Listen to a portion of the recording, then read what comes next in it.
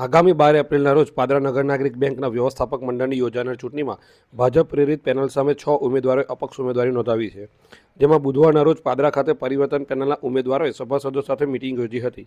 પાદરા નગર નાગરિક બેંકમાં પરિવર્તન પેનલના ઉમેદવારોએ મિટિંગ સાથે ચૂંટણી પ્રચાર પણ કર્યો હતો અને સભામાં ગત બોર્ડ દ્વારા બેંકમાં ગેરરીતિઓ આચરવામાં આવી હોવાના આક્ષેપો અંગેની વિગત આપી હતી.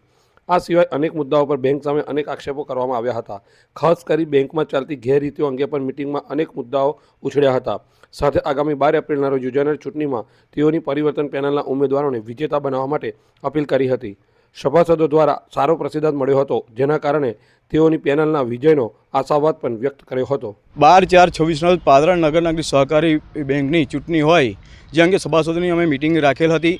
જે મિટિંગ સારી રહ્યો પ્રતિસાદ અમને મળ્યો છે, જેમાં અમારા 6 અમે અપક્ષ ઉમેદવારો સામે ચૂંટણી લડી રહ્યા છે, જેમને તમામ સભાસદોને એવી અપીલ કરવામાં આવી છે કે અમને સારા જંગી બહુમતીથી જીતાડે. ત્યારબાદ બધા સભાસદો ચર્ચા થયા મુજબ ગઈ ટર્મમાં સામાવાળા વ્યક્તિ ચૂંટણી કરાવવાના માધ્યમથી હતા.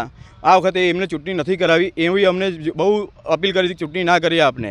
ત્યારબાદ અમે ના પાડી કે અમે અપક્ષ ઉમેદવારી કરીશું. બેંકના સભાસદો મતદારોનું હિત જાળવવાનું છે, જે હિત બાબતે અમે આ ચૂંટણી કરાવી છે અને ચૂંટણીમાં તમે દરેકે દરેક સભાસદો જંગી બહુમતીથી અમને જીતાડે અને વોટિંગ કરે એવી અમારી નમ્ર અપીલ હતી, જે અમે જાહેર કર્યું છે.